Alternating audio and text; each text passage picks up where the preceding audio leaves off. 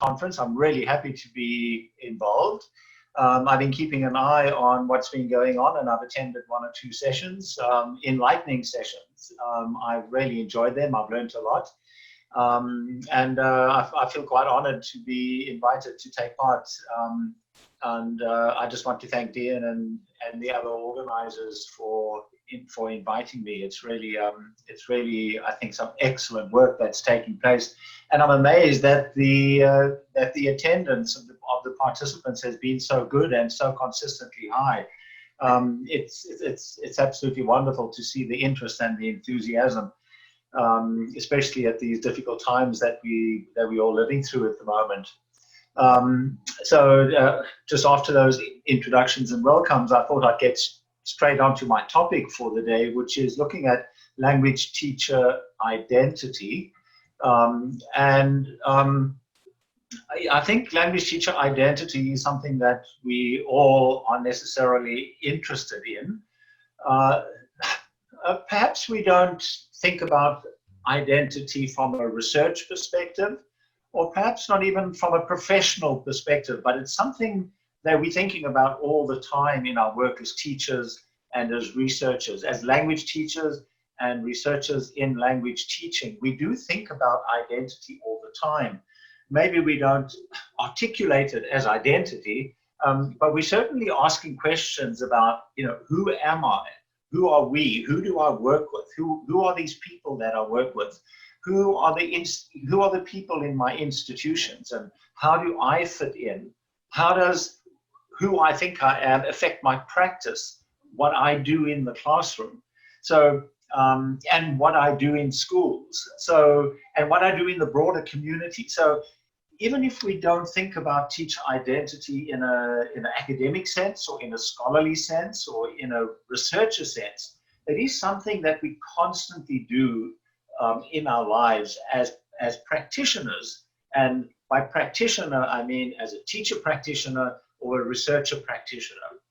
And things have changed over the years, when many years ago, teachers, language teachers included, were seen as like machines. They were seen as technicians, where they were given a syllabus and then they were put in a classroom and they just had to work through the syllabus, and there was an assessment at the end, and then they had to grade the assessment, and then the next year or the next semester they would do the same thing.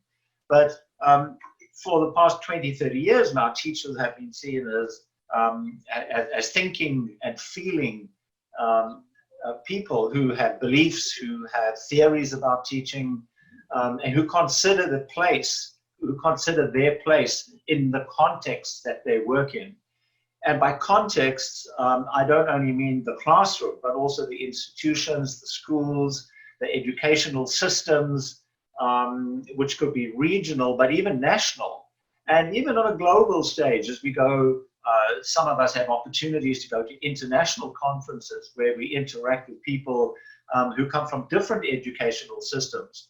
And although they may not be the same as ours, but it gets us to reflect on what we do in our system. So this is one of the things I want to say as I go through my talk today. What I'm saying about language teacher identity today, and I'll reflect on some theories and a study on language teacher identity.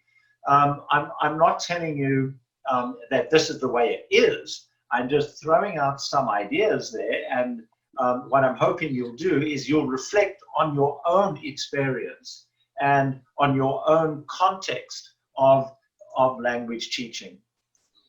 So I'll just share my screen here with you. If someone can let me know, can you see my screen? Yes, sir. Yes. Okay, thank you very much. Yes. So on this, thank you very much. So on the screen, this is what I'm going to be talking about today, exploring language teacher identity, how and why. So I'll try and answer those questions. And I'll start off by talking quite generally about 7 facets of identity. These are sort of general facets of identity, what I like to think about what identity is generally. And then focus a little bit more on constructing language teacher identity and negotiating language teacher identity specifically. So moving broadly from general ideas about identity to language teacher identity. And then I'll talk a little bit about a conceptualization of language teacher identity that I put together from an edited book that I published a couple of years ago. So I'll go through that conceptualization. Then I'll talk a little generally about why I think it's necessary for us to explore language teacher identity. And then I'll present a study that I did a couple of years ago, where I did, as a researcher, explore language teacher identity, and show you by the end of it why I think that had benefits for me as a researcher. And then, depending on how much time we got, I'll go through a list of some quite interesting hot topics on language teacher identity research for those who have an interest in this topic from a researcher perspective.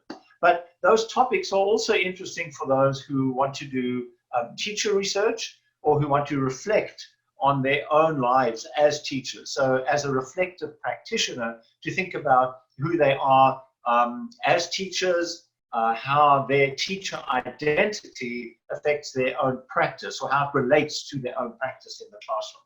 So I'll be going through a number of research topics. I have many more, and perhaps I can ask the question afterwards if there's a place on the NELTA website. Maybe I could give you these topics and they could be put on the web page for people who are looking for research topics in this area. I've got a whole list of topics that I can share with you. There's no time to go through all of them in the presentation today, but I've got a long list, and if there's a place on the web page where you can file them away somewhere and you have access, then that would be great.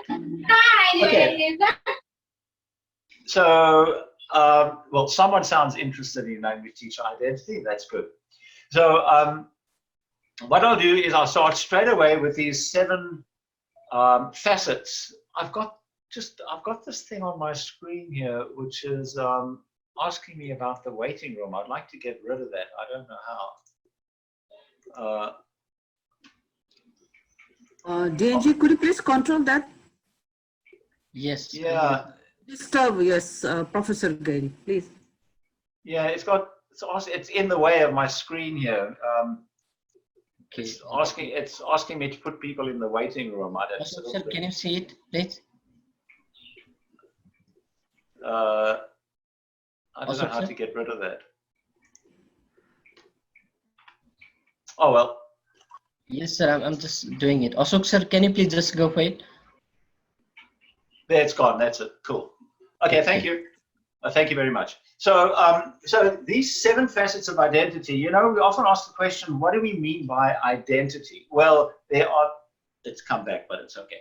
There are lots of theories about what identity is from different theoretical perspectives, psychological perspective, sociological perspective, sociocultural perspective. There's lots and lots and lots. But these are seven perspectives that help me make sense of it myself. And I always feel more comfortable about talking about identity when I remember these 7. Maybe you'll also find them useful for yourself.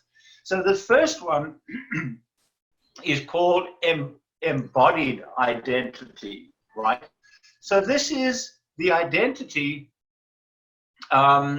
which relates to this body. So if I talk about Gary's identity, it's the identity in this body.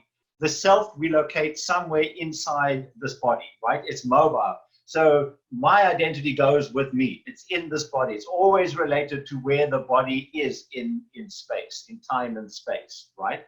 So it's not complicated. It's just simply saying, if I'm talking about Gary's identity, it's this person's identity. It's in this, it relates to this body.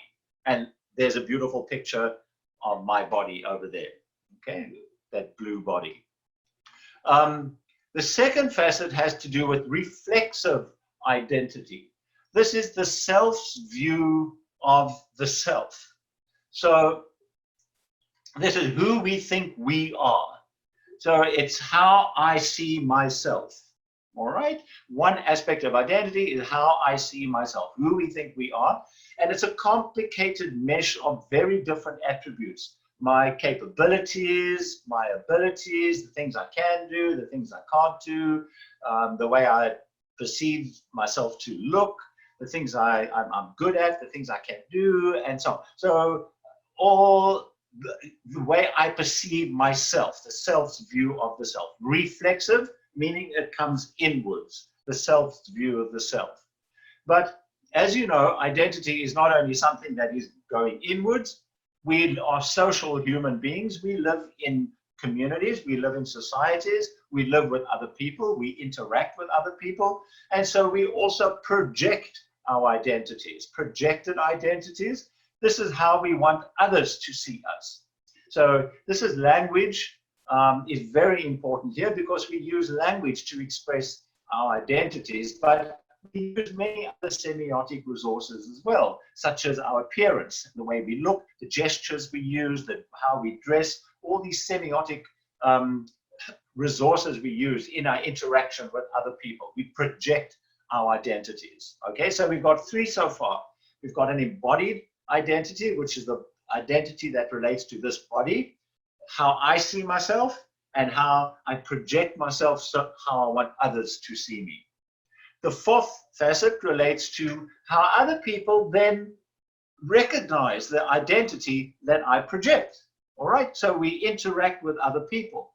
So here in this little picture here, you've got the other person recognizing the identity that I've projected. So when I'm interacting with someone, I'm projecting an identity through my semiotic resources, such as my language and so on. But that person is then perceiving me interacting, and so they then recognize that identity. The way the projected identities are understood and acted upon by others in specific social contexts, how they see us, all right? Sometimes we get an identity imposed on us or ascribed to us in specific contexts by other people.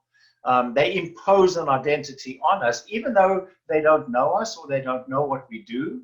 And often these identities are in conflict with the way we perceive ourselves, with our reflexive identity. So we may see ourselves in one way, but other people or other institutions may ascribe an identity to us which is in conflict. Sometimes it may be in harmony with the way we perceive our own identities, but sometimes it may be in conflict as well. And then another facet of identity is the imagined identity. These are our possible selves, how we imagine ourselves in other communities, in other times, and in other spaces. So we can, when you embark on your teacher training, you imagine yourself as a teacher in a school one day in 3 or 4 years' time. So you have an imagined teacher identity. Or sometimes when you are a teacher, you imagine yourself as a PhD student, or you imagine yourself as a school principal. So you often, or you imagine yourself teaching in a different city, or in a smaller school, or a bigger school. And so you can imagine yourself in different teacher identities in other times or in other places, an imagined identity. And then to talk about these identities, we use different cultural embedded terms that are available to us in any socio-cultural context. So these identity categories that we are very familiar with. So we can talk about a cultural identity, or a gender identity, or age identity. So these are, over here, for example, a gender identity, age identity, ethnic identity, social class, sexuality identity, race, nationality, religious identity, and so on. So these are some of the culturally familiar terms that are available to us to talk about those other facets of identity. Okay? All right, so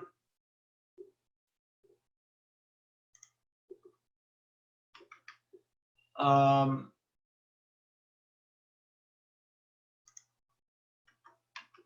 I don't know why this is not moving on now. Is it working? Oh, okay. All right. So if we now think about a teacher identity, right? We've got a teacher, and we've got the personal identity, which we've just been talking about. We are people outside of a classroom, right? Outside of a school. We all have a life outside of education, outside of schools, but we have, of course, a professional identity. So these identities overlap. When we walk into the classroom or walk into the school, part of our personal identity comes into the classroom with us. Of course, we can't separate the two. They obviously are connected. So the personal identity and the professional identity are very much interconnected. And then if we look a little more closely at what this professional identity, this professional teacher identity looks at, there are many aspects of this identity. For example, we relate our teacher identity to our institutions. So we could be a teacher in a university context, or we could be in a primary school, or we could be in a rural school or urban school. We could be in a high school, so different institutions that we work in. If you think of a language teacher who works in a university context and a primary school, their identities are quite different, right? And so the institution is very closely interconnected with the identity and the construction, the ongoing construction of the identity of the individual teacher. And the roles that we have. So we have roles such as we may be a classroom teacher, we may be a head of a department, we could be a curriculum developer, sometimes we are grading papers, we are an assessor, for example. We have multiple roles as a teacher. We're not just simply teacher. There are various roles that we have. Also, as teachers, we have different beliefs about what teaching is, different theories about teaching, and these affect the way that we work in the classroom, that we do our preparation, that we do our assessments, and so on. Our theories, our beliefs about teaching, sometimes these are not always easily implemented in certain educational systems because there's a lot of resistance.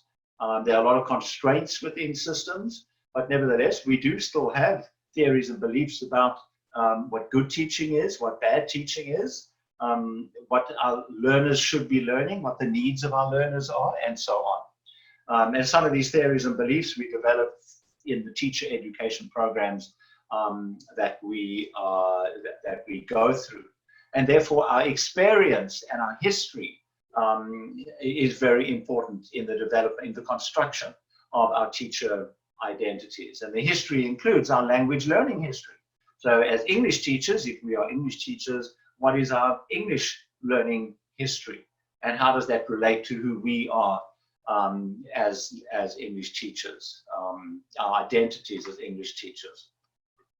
And our practice, what we actually do now in the classroom, relates to our identities. Just a couple more here. The materials we use, but not only the classroom materials like textbooks and worksheets and test papers, but also other types of materials. And there's interesting research taking place now on looking at materiality. So how things in the classroom like furniture and even light and space and electricity, there's other material things, and technology and the lack of it, and so on. Now, a lot of teachers are working online in this new COVID-19 environment we're working in. How is that relating to our identities as teachers? How is it disrupting our identities? And how are we negotiating new identities? Very interesting questions to talk about. So materials is not only the textbook, for example, but these other material, physical aspects of our teaching lives.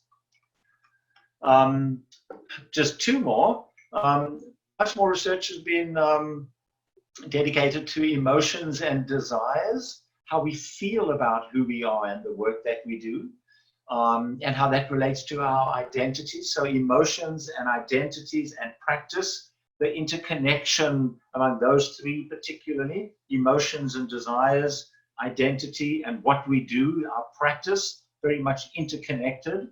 And then finally, our moral stance, what we believe is right, what we believe is ethical in our teaching. And that says a lot about who we are as teachers, our identities. And this is constantly changing because we're often faced with quite interesting moral dilemmas in our teaching, as we sometimes confronted by significant policy changes, often within schools, but even at a national level or international level, these policy changes which dictate to us what we must be doing or should be doing. And what does that make us feel emotionally, but in terms of morally, do we think that's right? How does it affect what we're doing as classroom? Do we resist it? Do we go along with it? Do we want to transform in the way that's been suggested to us? So there's a lot of tensions, there's a lot of bubbling under, a lot of dilemmas that we sometimes faced with in our lives as teachers. And these are very interesting topics to explore in our reflections as teachers, but also in our research for those who are interested in doing teacher research on teacher identity. Okay. This was a book that I edited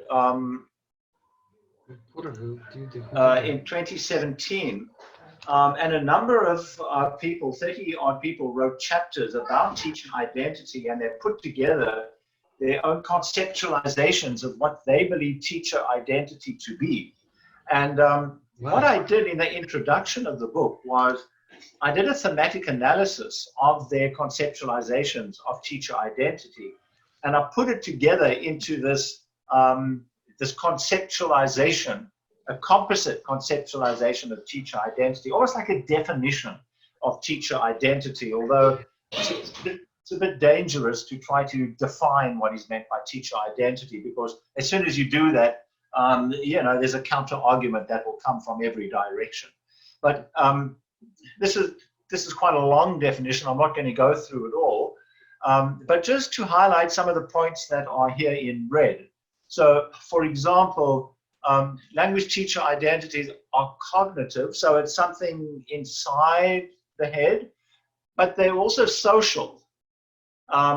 Identities are constructed socially with other people, and they're also emotional. They're emotional. We have feelings.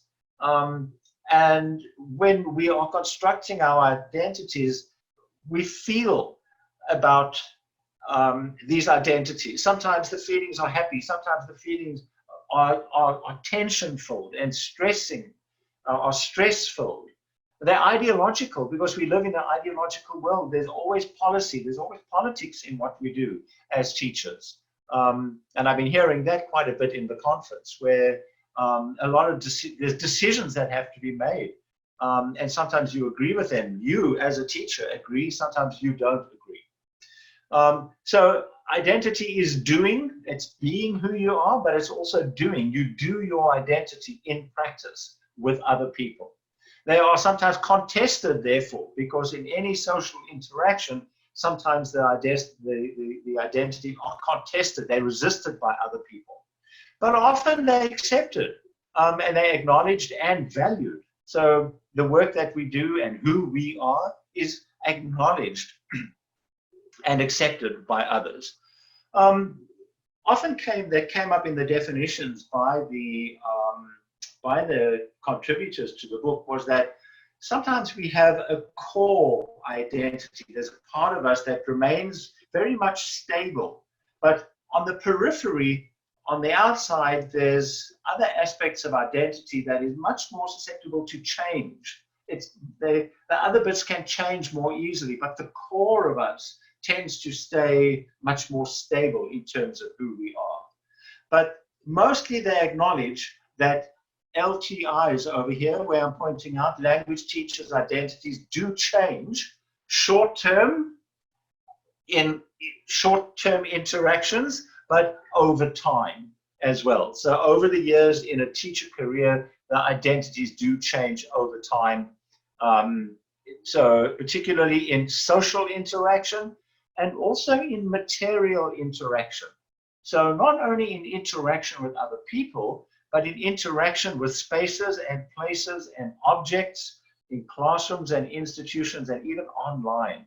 So the interaction we have with people and with spaces and places is where our identities change. So I think this is very much reflects a sort of post-structuralist view of what teacher identity is. Something that is, there are multiple identities. If we go back to this diagram here, there are multiple identities that are constantly changing within different contexts in which we work.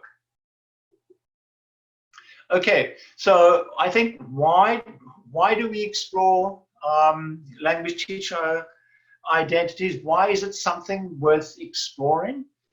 I think, well, from a teacher's perspective, I think it's, you know, to get to know who we are in our particular context, so that we can reflect on our practice. So I think, as I said right at the beginning, I think this is something that we all probably do, sometimes just not systematically, but other times much more systematically.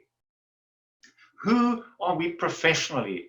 By reflecting on who we are, we get to know a little bit more about who we are professionally. We bring knowledge of our identities to a level of awareness through the process of reflection, and particularly through the process of teacher research, such as action research, exploratory practice. We bring, instead of just, you know, when we're talking to other teachers or we're talking to family, we talk about school, we talk about what happened. When we're doing that, we unconsciously, with, you know, are implicitly talking about teacher identity, but we're not really doing that systematically. Through reflective practice or through teacher research, we more systematically bring that to conscious awareness. And when we do that, then we're able to relate it much more to our practice. As I said, you know, we're not just simply technicians who walk into a classroom and implement a syllabus without thinking, without feeling, without knowing what it is that we're doing. So from a teaching perspective, from a teacher's perspective, it's really useful to get to know what it is we're doing so that we can think more deeply about our practice. That's an old argument that's been put forward, you know, by people like Tom Farrell and other Ann Burns in action research for a long, long time. I'm just saying it here again, particularly about teacher identity. But from a researcher perspective, it's also really useful because as researchers, by focusing on teacher identity, we get to explore our teachers in their schools, we get to explore teachers in their communities and teachers in their teacher education programs. So getting to know who these people are and what it is that they are doing from their perspective. Who are these people? Who are these teachers? What are their identities? And then by getting to know their teacher identities, we're able to learn more about what the most effective type of professional development is for them. The implications for teacher education, implications for the syllabus that we use in teacher education, for example.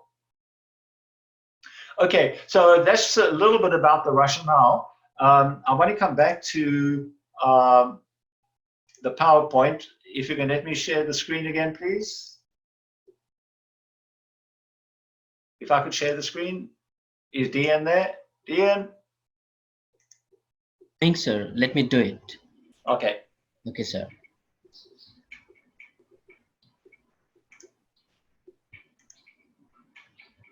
Now we can do, sir. Okay.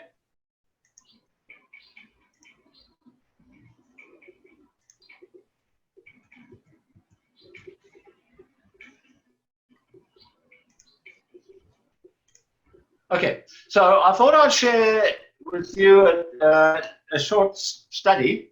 I'll go through it quite quickly. How are we doing for time? Yeah, okay. I'll go through the study quite quickly, which is a study on a teacher, on a pre-service teacher It's based on a TESOL quarterly article I wrote a couple of years ago now.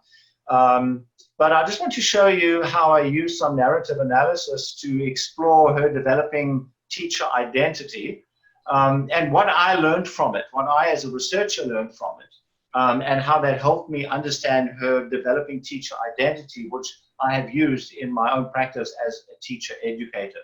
So for those of you who were in my presentation a couple of weeks ago, I used short story analysis. If you missed that, it'll be new for you. If you saw that presentation, it'll be some revision for you.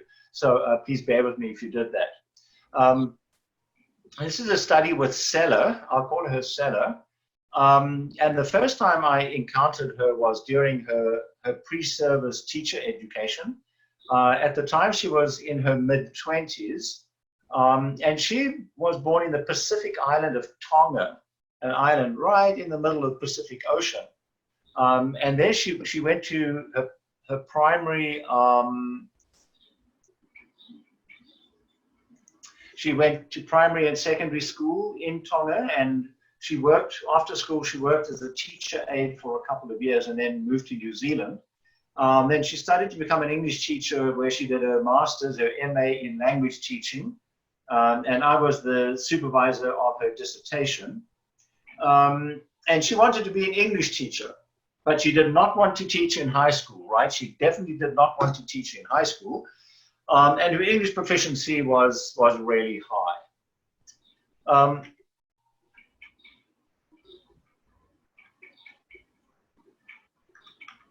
I don't know why.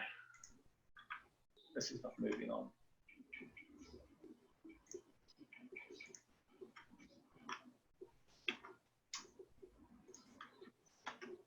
There we go. Okay, and the aim of the study was to explore her identity development as a pre-service and an in-service English teacher, including her imagined identity over time. So what happened was, when she was a pre-service teacher, I collected some data, which I'll tell you about. And then what happened was, when the study finished, she went off, and I don't know what happened to her after she graduated. And then 8 years later, I said, I wonder what happened to Seller. And I contacted her and discovered that she was teaching in a high school. And I said, it would be great to meet up with you. And so we met up. And we continued the study 8 years later. So it was a nice longitudinal study. So 8 years later, we had another couple of interviews. And I was able to ask her how things had developed over time, over that 8-year period. So that's what I'll share with you today. Through this narrative study, I wanted to examine the construction of her identity through narrative analysis over this time. So let me share with you what the data was. So there was a set of 4 written narratives from the graduate class. This was at the beginning, 8 years ago. And there were 3 narrative interviews which I recorded.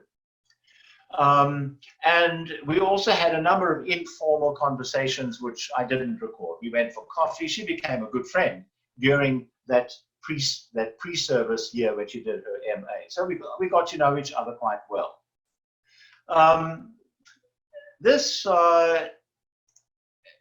little bit of rationale for why narratives are useful for exploring identity. This statement here says that identities are constructed and displayed in the narratives we tell about our past, about our present, and about our imagined future. Who we have been, who we are, and who we would like to be or afraid to be. So I rather like this because it's got a nice time dimension, past, present, and imagined future. And in this particular study, I was interested in how Seller imagined her future teaching career. So let's have a look at the short story number 1. So I was asking her during one of the interviews how she imagined herself teaching in an institution one day in the future.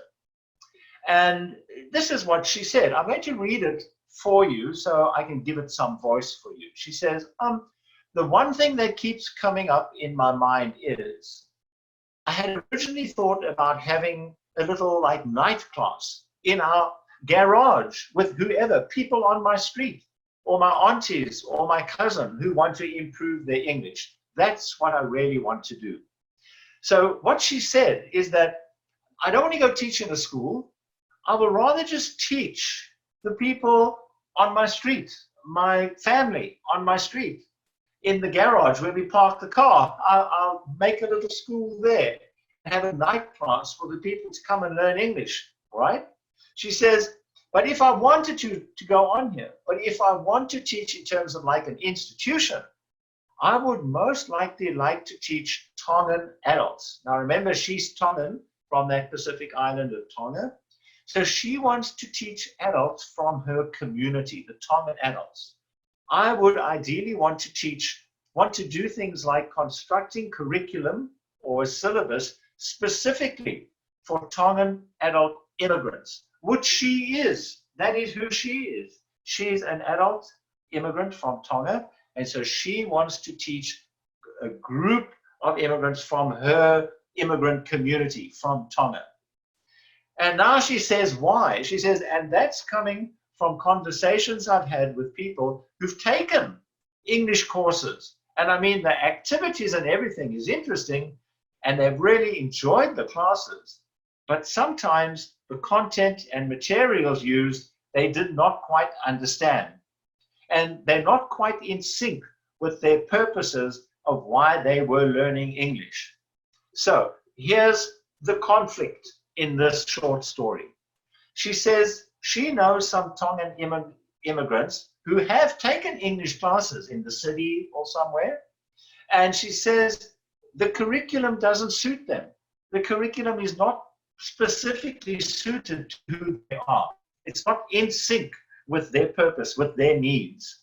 And so what she wants to do, therefore, is to have a night class in her neighborhood, in her community, specifically for these Tongan adults. The story goes on a little bit, but I've just cut it short. So let's just have a look at this story. Let's focus on who the characters are in the story. I've bolded them here in red. So she starts off on line 1. This coming up in my mind. I hope you can all see this clearly. This is Stella, my mind. She's the narrator of the story. She's the main character in the story, in my mind. And then she talks about our garage.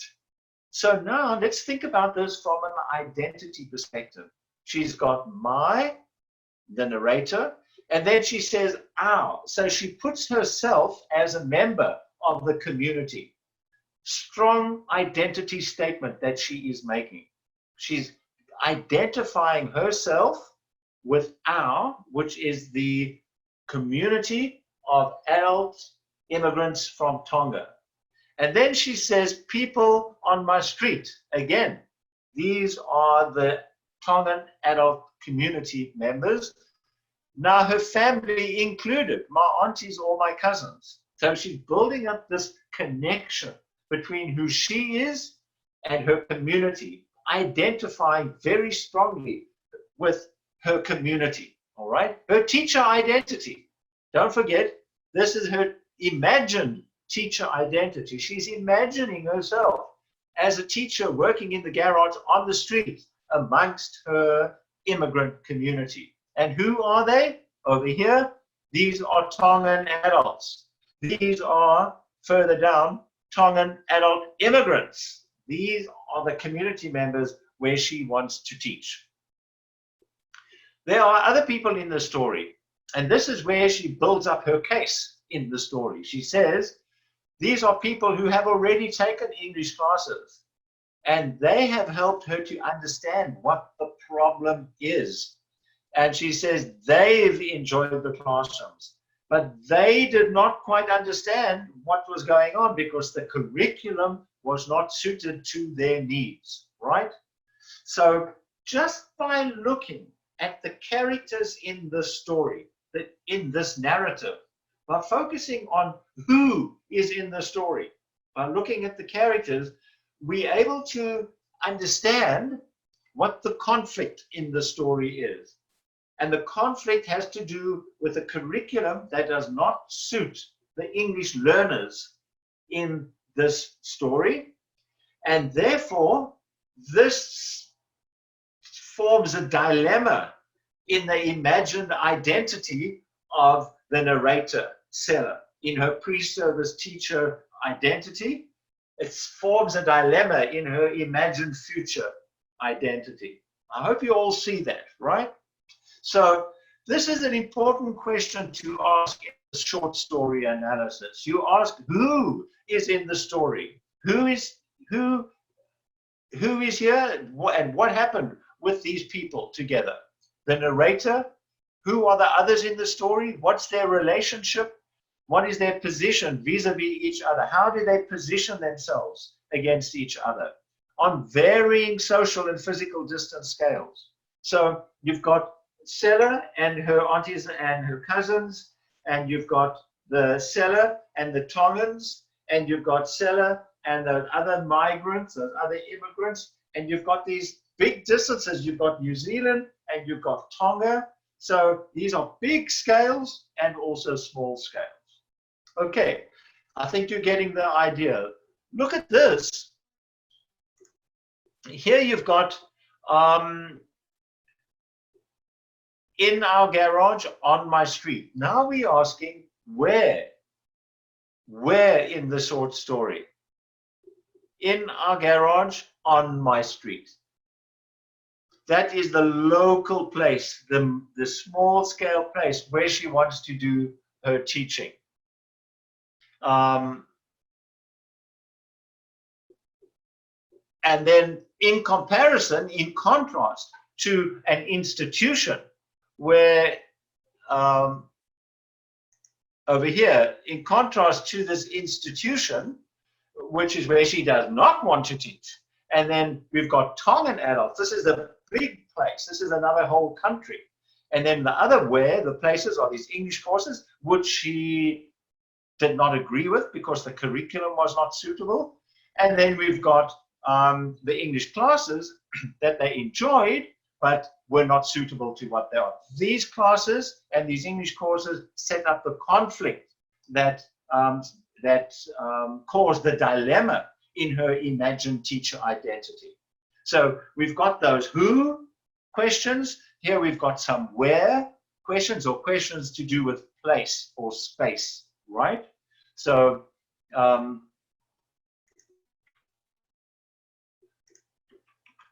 don't know why sometimes this thing doesn't move. It's a bit odd. Just give me a moment.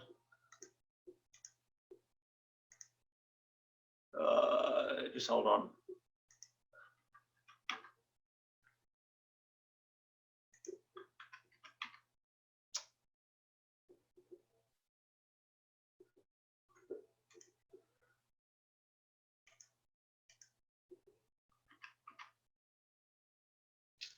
Just hold on.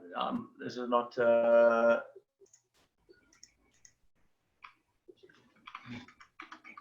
It seems to have got stuck. It's not moving on.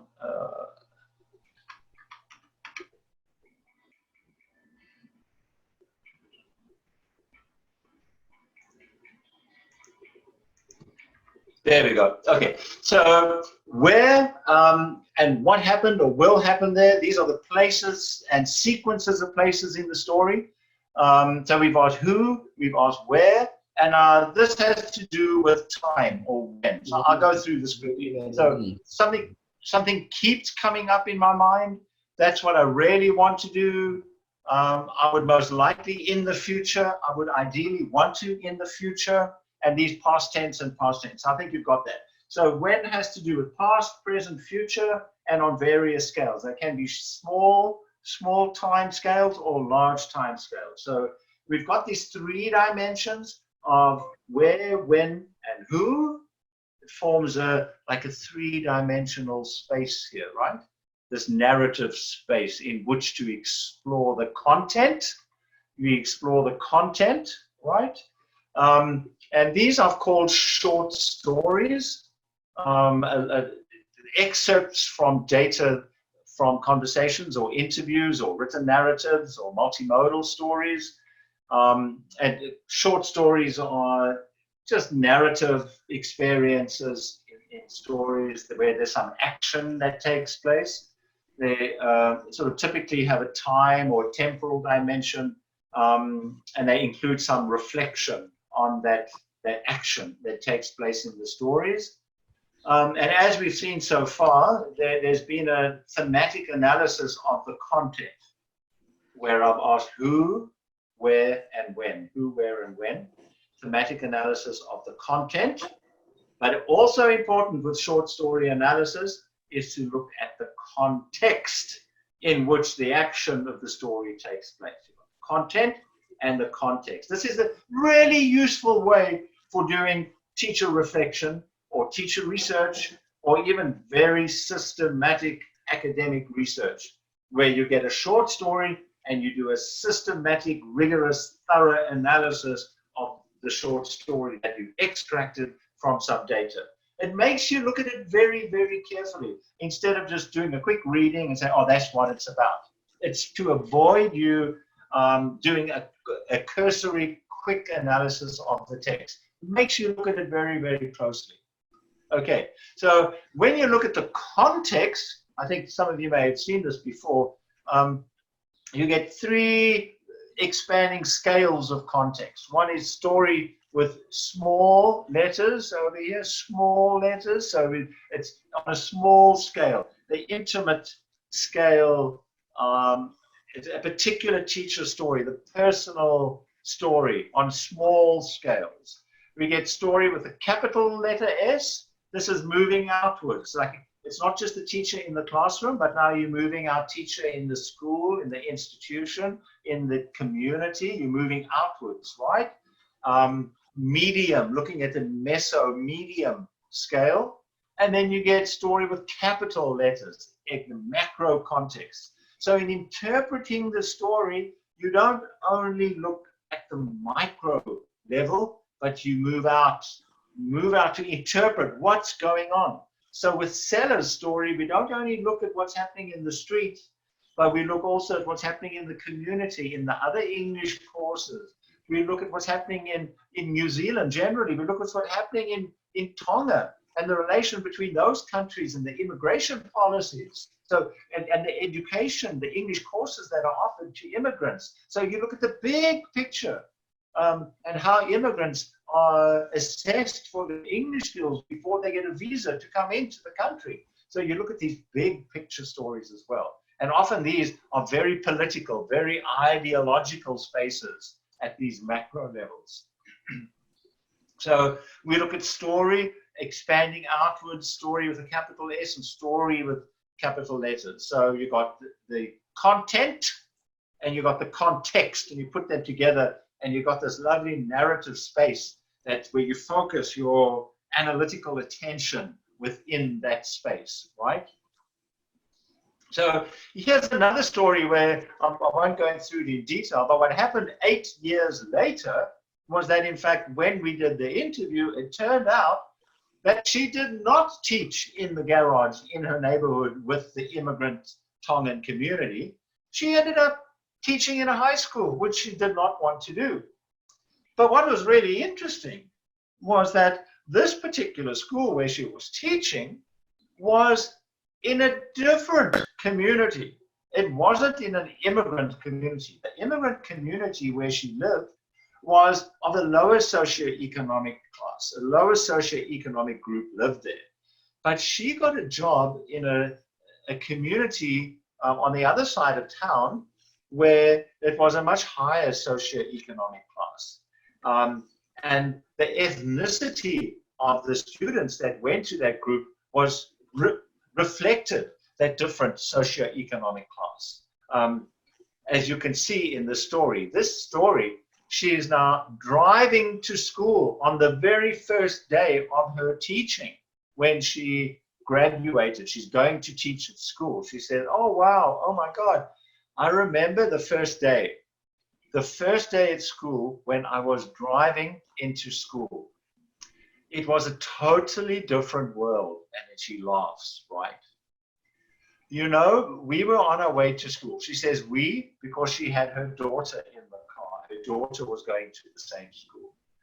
We drove past many local high schools. These are the schools in her neighborhood where she lives.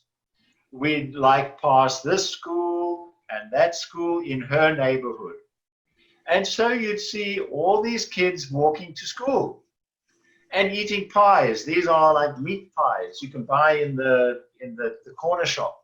And you know, the fizzy, the soda drinks. So they're eating for breakfast, meat pies and soda drinks, very unhealthy, right?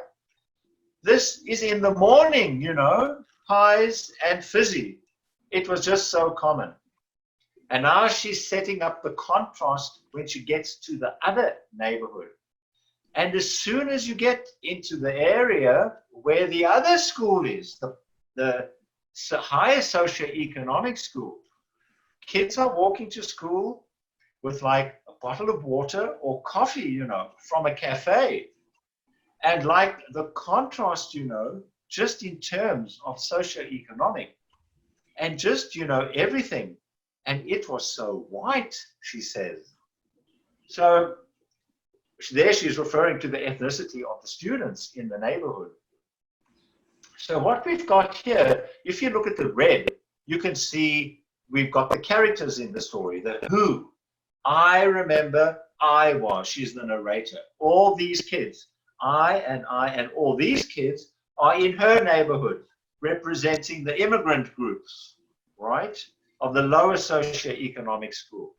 But then you get contrasted here. The other kids are walking to school. They're from the other side of town. And these kids here are those that are of a different ethnicity. She explicitly says they're so white from a higher socioeconomic group. So you've got this contrast set up just by focusing in the narrative on the characters in the story. But the place here is very interesting. The where in the story, the totally different worlds, she says. And it's not only the school children, but it's the neighborhoods with the different socioeconomic groups. But also on a macro level, you've probably got the immigrants coming from many different countries. And then you've got, you know, probably the more New Zealand white population coming from the higher socioeconomic group. Okay, so you've got these tensions set up. So we're getting an idea. So just to go back to her identity, here she is moving to the school as a teacher, which is not what she expected, because she is a staunch member of the immigrant group, never wanting to teach high school, and now she's going to go and work in this new school, which is completely not what she wanted to do, right? Anyway, I just want to tell you the end of the story. I won't. This is just a summary. So what happens is, right at the end, because it's so different from what she imagined 8 years earlier. So she says, well, that, you know, she wanted to help them. A lot of my family, however, saw that when I just moved to New Zealand, I went to university and I have a decent job. So she didn't help them in the way that she planned to. So there's that sort of like that ripple effect. So now they're really encouraging the kids to go to school. She says, I didn't help them the way that I planned to, but in another way, I am helping them by being a role model. She says her family are now aiming to go to university even. They're saying, my gosh, you can do it. I haven't really given back in the way I initially had intended to, I don't think. People just need to be surrounded by kind of role models, people they know. So it's quite interesting that she had initially imagined herself teaching in the community, in the garage. That didn't happen. So she may have felt disappointed. But in fact, it turned out that she she did have a very positive effect on the community because they saw her as a role model. And so she was able to, through that ripple effect, she was able to, get them to have higher aspirations for themselves. So it was, I learned a lot as a researcher about her pre-service identity. She was a migrant at Tongan. She imagined herself working in the community.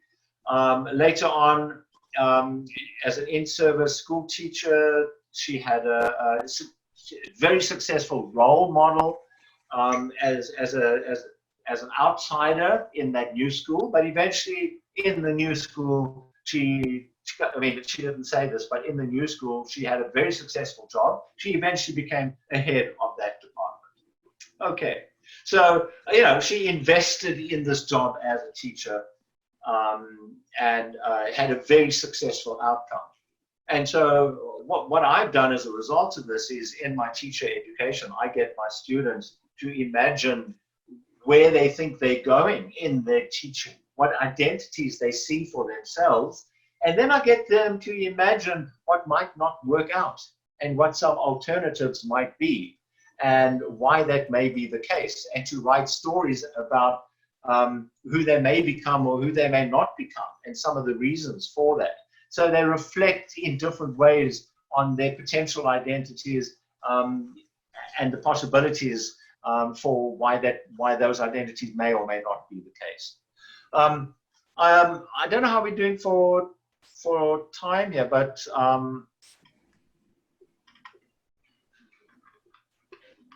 just want to zip through. I just want to stop share there. Dean, can I just engage with you quickly? Okay, sir. Okay, sir. How are we doing for time? Actually, time, even their interaction is there might be, they will ask the question, 5 minutes, 10 minutes, they can ask the question as well. Okay, so do I have about 5 minutes, or do you want to ask questions for 5 minutes? Okay, you can, sir, if you don't feel so much difficult in time, because there is, I think it's nearly 10 or 11. Yes. 11.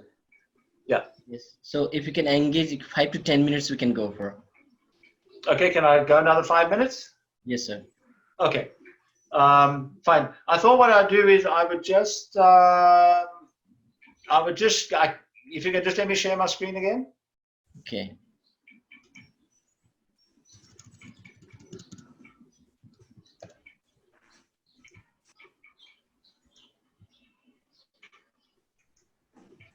Done, sir. Thank you. I thought I would just share a number. I can just end with this. And again, if there's space on your webpage somewhere, I can put these up there. These are for those of you who are interested in doing research on teacher identity. These are a number of specific areas for teacher research that you can focus on. I was in a session yesterday.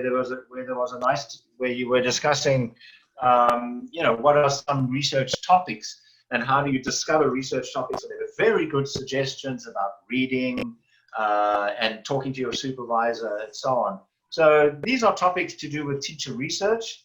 To do with teacher identity for people who are interested in it.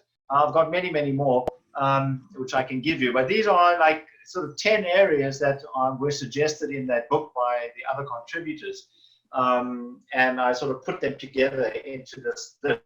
But I'll just quickly go through these. And these are some of my own suggestions. This one has to do with classroom practice and innovation in practice. For example, over here, for example, introducing new textbooks or blended learning, which we've been doing now with online teaching, or creating new materials, and how that then relates to you as a teacher. How does that affect your teacher identity when you suddenly have to do blended learning, or there's a new textbook, or when new forms of assessment are imposed from the top down? How does that relate to your practice as a teacher, or your reflexive identity? How does that relate to how you see yourself as a teacher? There's some strange marks on the screen here. I don't know what those are, where they're coming from, but it's not me. Ashok sir, can you please just assistant, dear friends, please don't play with the screen and these animations. It's not me. No, friends. I'm asking to friends, Oh, okay. participants. Oh, I don't mind. I can go on. You know, so if like implementing task-based or whatever. So it's done. Thank you. Okay, yeah. Sometimes the screen just won't move on. There we go. Another area of teacher research has to do with, you know, the native English speaking or non-native English speaking identities. This is an old one. But to theorize the concept, you know, what do we actually mean by it? There's been some good research that's come out recently.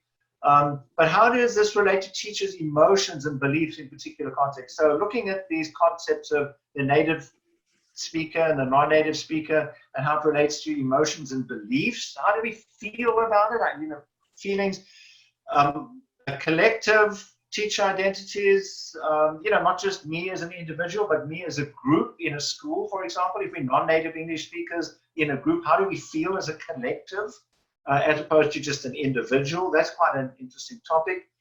LTI dilemmas. So, you know, performing LTI categories, whether they're sexual identities, gender, age, religious in the workplace, you know, if we perform them, are they sometimes contested? And how does that relate to the arts? How does it relate to the students? And how do students react to how we project our identities? Or do students ascribe identities to us that may or may not be the way we see ourselves, or other teachers? Implementing policies and practice in multilingual contexts, teacher agency and transformative education, enabling critical agency in teacher education programs.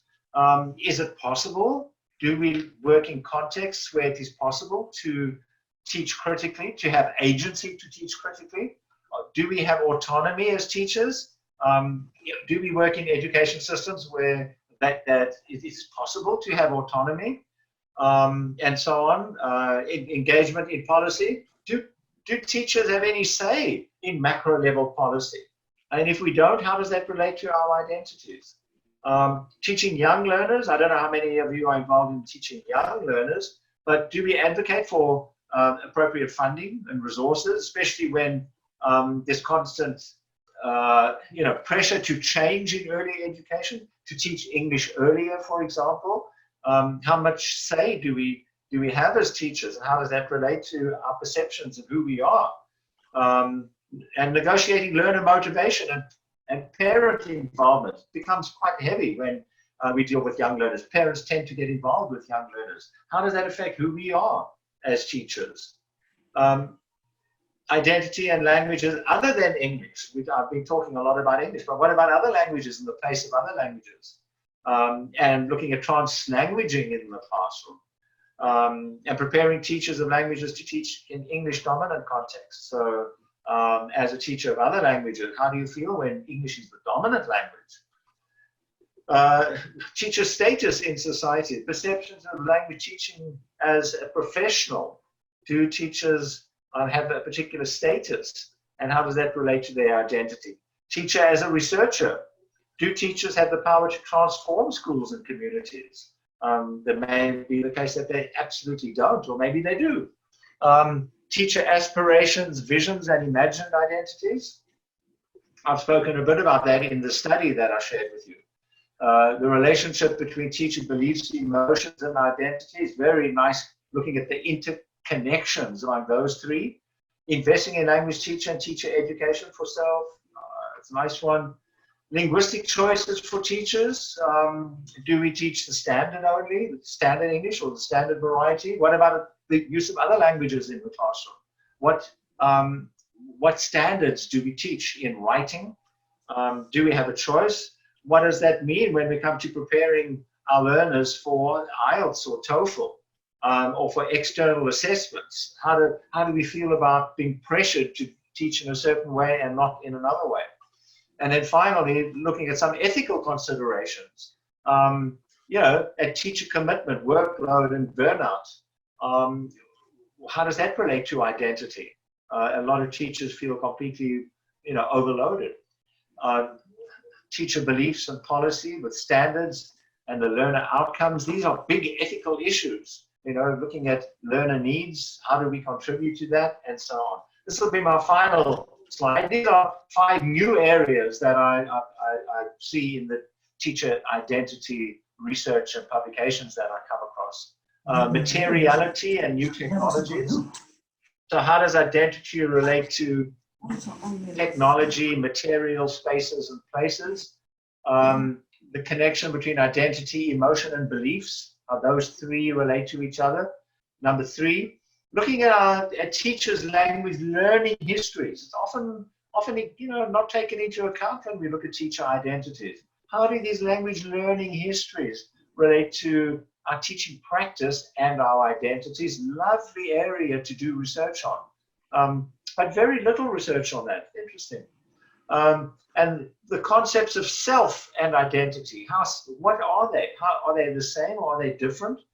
At more cognitive and social definitions of identity. And then finally, individual definitions of identity and collective, looking at teacher collective identities as opposed to individual identities. If we work in the same school, do we develop a collective teacher identity? And how is that different from our individual identities? So those are, quite interesting.